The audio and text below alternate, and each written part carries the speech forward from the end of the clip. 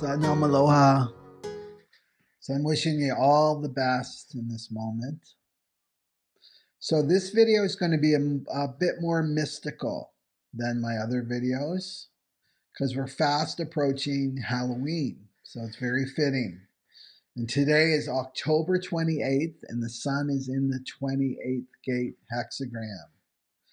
So this chart describes the program that we're in, the Maya, much like the movie The Matrix. So the point of the program is not to be victimized by it, right? So for example, I'm a Taurus, so I'm stubborn. Or I have a Pisces moon, so I'm a victim to my sensitivity. The point of the program is to transcend the patterns, right? Not to get limited by them. So remember that, right? So my chart describes me as a pure individual. All my channels are individual. So I'm here to empower you to transcend whatever particular limitation that we find ourselves in. So you're much older than astrology and other ancient systems. So remember not to fall into a victim state about what this program is showing us. It's just information. So every year, the sun travels around the mandala and it reaches this 28th hexagram, right, at the time of Halloween. So it's very, very fitting. So it's called the gate of the game player, and it's part of the channel of struggle. So game player is a really interesting name, isn't it? It really takes the seriousness and fear away when you realize that, yes, we are living in a virtual reality. We're living in this Maya, and we're in a game in a sense. So I'll talk about this a bit later in the video. So every one of the 64 gates has a signature fear to transcend. So the 28th gate is the fear of death and the fear of time running out and never doing your purpose. So this is the root, this is the core root of all fear, the fear of physical death. So if we're honest, we're all going to die. True? We don't talk about it though. But it's the great unknown, death. No one knows for sure what happens when we die. And we don't really understand death. Does the journey end there? Is this all there is? Just this one life? What happens to our awareness that we've expanded, that we've cultivated? What happens to the wisdom that we've accumulated in this lifetime? Why are we here on this planet? What is our true purpose? And these are the big questions that underlie this fear. And as a humanity, what we don't understand, we make images. What we don't understand, we make images. And that's just what the mind does. It projects this fear out into the external in the form of images. So if we don't face our deepest fears, these hidden, buried fears, they get projected outward as evil people or demons, right? So that we can confront them. So the gate of the game player knows this. Our purpose really is to become our authentic self in this lifetime. And these demons, these struggles and challenges, are just our unintegrated fears that we refuse to confront internally. So each demon we face is actually an opportunity to become total. That's the gift. Whole. By integrating these unintegrated charged fears, much like a video game. So out of all the 64 hexagrams, this 28 is the most aligned with the shadow. It is the sign of Scorpio, deep dark Scorpio. So let's go deeper into these demons, which are just a projection of our fears, our shadow, that we refuse to face as a humanity. So we've been trained, we've been programmed to not take responsibility in our lives, and certainly not take responsibility for what we see out in the world. We've been trained in separation, that the spiritual and the material are separate, that we are separate from one another, from creation, from Big G. And it's what's out there that's the problem. That's happening to me. I have nothing to do with that, right? So, we need to destroy that projection out on the external world, and then we get rid of the problem. And basically, what we're doing here as a humanity, we're fighting, we're duking it out with the mirror, and not really going to the root, the cause of these projections. So, this world is coming into balance for the Aquarian age. The shadows must come into the light. What's been hidden in the collective unconscious of humanity must be revealed. The apocalypse, right? Apocalypse means the great reveal of what's been hidden, the occult knowledge that's been hidden from humanity, for instance, how our universe works. All that information has been hidden from us, right? So the apocalypse, the great reveal, brings a paradigm shift in how we understand our world as a humanity. So the masks are coming off. Remember, it's the upside down world. So as more and more people are made to wear masks around the world, more and more of the psychological masks are coming off. No more hiding our true agenda. So people's true character is being revealed now. And I'm sure you've had some shocking revelations about people you thought you knew, right? They turned out to be someone completely different, especially since 2012. No more hiding, no more secrets. So the ancients said that as we approach the Aquarian age, that we would see demons coming into this vibrational reality, right? So seeing demons with your own two physical eyes. So they've always been with us. The demonic realm has always been here in another vibrational reality, closer to the frequency of fear, just as we have the angelic realm that's closer to the frequency of love. So we'll be seeing angels too, but I want to focus on the demons in this video. So all these dimensions are merging as one for the Aquarian age, and it's the balance of light and shadow. So as humans, we had to learn through duality. And that's part of our school curriculum in our school, right? And that's all coming to an end. And we all have free will. This is our power, the power of choice. But a demon and angelic realm have been influencing us, speaking to us. And it's our choice what we listen to. It's the old cartoon, right? Of the angel on one side of the shoulder and the devil on the other side of the shoulder, whispering into our ears. And then we choose who to listen to. So the demon can offer us power, and the angel offers us love. And this is our choice between power and love.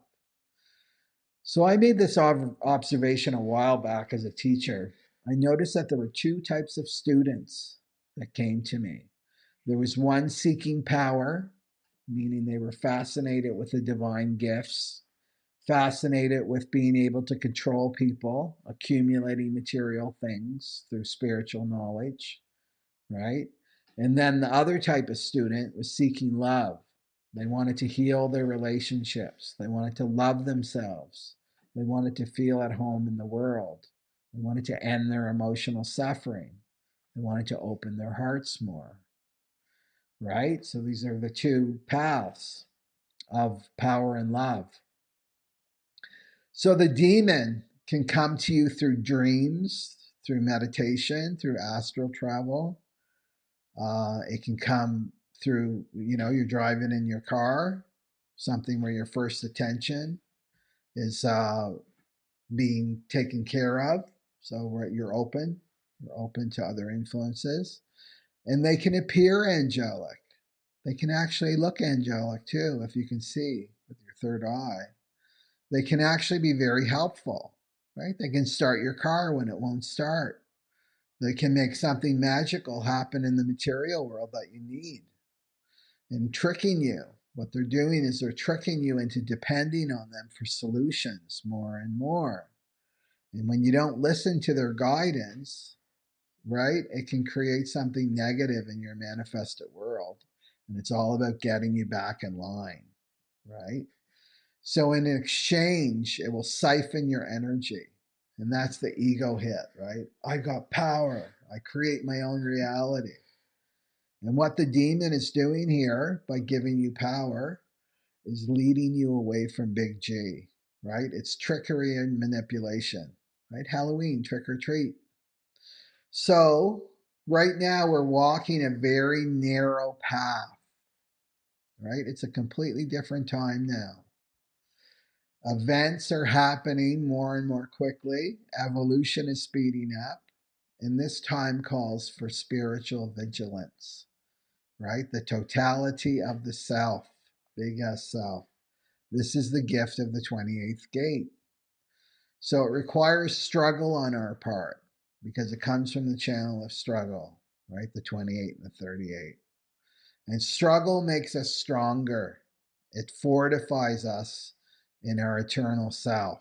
Have you ever thought about that? Like all the struggles and hardships you've experienced in this lifetime, maybe a lot of lifetimes? Well, it's preparing you for where we are right now in this time and space as we move through this great transition into the Aquarian age. So the angelic voice leads you to big G, leads you to love, capital L, love. And this can seem more difficult because it doesn't promise material power, it doesn't promise quick fixes, even though all of this may come as an after effect, right? If that is part of your destiny. When someone speaking from the demon is attacking you or wrongly ridiculing you in your life, projecting their shadow on you, the angelic voice will say to you to restrain, right? Don't defend, don't attack back, right? Don't argue, and just see that person in a state of delusion, right? Ruled by their delusional mind. And feel the hurt inside you if that's what is needed, if that's what comes up for you. Well, feel the hurt. Don't spiritually frog over it. But then love them anyway, right? Don't trust them, but you can love them, right? Those two can be mutually exclusive, right? You don't, to love someone doesn't mean you trust them, right? So it's the difference between the path of power and the path of love, right? So you may say, okay, how do I know then if a demon is speaking to me or an angel is speaking to me? Well, you'll get to the point where you'll be able to feel the frequency of each entity, but an easy way to do this is to use the law of three, right? The demon lies and deceives. This is what it does, right? So you ask it, are you a being aligned with the light of God? And you ask this 3 times. So it may lie to you the first time and say, yeah, I'm aligned with the light of God. I'm here to help you. But it can't lie to you the 3rd time. It must speak the truth to you the 3rd time, right? And then it will disappear. The other thing to know too, if you're confronted by some kind of demonic entity, right, and you're feeling threatened, right, and attacked, and this is in the astral plane, what you do is you claim on your identity. You claim on your identity as a child of God, right, a child of big G. I am the light of God. I am the light of God. I am the light of God. You claim that. And then everything disappears because it's an illusion, right? It's a projection of our fears. So these things are what we need to know now, right? Because our world is really changing fast and the supernatural is coming more and more into the earth plane. So we need to be prepared. So you need to stay out of fear as much as you can. And we live in a complete frequency of fear right now. So it's a constant transcendence above that, right? Because when you're in your fear, this puts you under the influence of the demonic realm, and that's their atmosphere, right? Fear and anger and conflict, all the negative emotions. So you want to stay in the frequency of love as much as you can. And then this way you're under the influence of the angelic realm that's leading you back home. So I've also have had quite a few people mention to me that they've noticed that their loved ones or their friends who ate the cookie, right, ate the cookies, their personalities changed, right? They found them to be more negative, more aggressive, self-righteous, and arrogant, right? So you need to remember that these demons are looking for a body to take a joyride in. And we really don't know what these cookies are doing to people spiritually, right? Time will tell. So just keep your eye on those ones that you know ate the cookies, right? And so it's like the alcoholics that talk about blackouts, right? They become belligerent, their personality changes, right? The ugly drunk. They don't remember what they did, completely black out. Well, these demons can come in when a person lowers their consciousness with something like alcohol and drugs, right? The demon comes in and says, woo, I'm going for a joyride, right? When that human spirit is gone, it just opens the vehicle up to some other entity. And alcohol draws out the essence of things. That's why it's used to make tinctures. So what's the essence of a human? Is spirit. So it draws out the spirit. So there's an example. So it's a good idea with this transit to confront your own fear of physical death. Right? Just bring it into your awareness. Let it be there. Let it sit there. Don't push it away or deny it. Maybe write your own obituary. Right? Imagine yourself on your deathbed, reflecting back on your life. So when we face our death in truth, we can live life with totality. That's the gift here. And we can be that playful game player, integrating all our deepest fears so that we become a conduit for universal love, integrating all those aspects of ourself that we projected out on the external world. And then you're the game player. You're winning at the game. Okay? So a reminder that the 2022 Year Ahead webinar is coming up on November 14th. And we'll see what the program has in store for us and what our lessons will be, what energies will be transcending for the next year. And man, that chart does not lie, right? Since 2020, it's been really pointing to where the energy was headed, right? It's very, very accurate. So I encourage you to join in. And also the father wound, healing the father wound webinar is ready, and that turned out to be over 7 hours long. And this is where you can face your fears of authority or your anger at authority. It goes back to the father wound, and have a really solid connection with Big G, right? So you can become confident, empowered, and strengthened to do your soul purpose in this lifetime. So I want to thank everyone who's donated or participated in my programs and services. This helps me to support you, helps me support me to support you. And also, just a side note, I'm on Venmo now under Neutrino Astrology. So thank you for subscribing, ringing the bell, and sharing. And please leave your comments. You can follow me on Telegram, which I love, Instagram, Odysee, Facebook.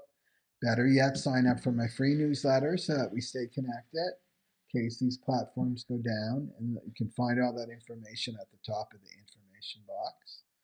And enjoy your day and your evening, and really take this time where the veil is the thinnest to really connect with your true identity and not get tricked by these other entities that are looking for a free ride.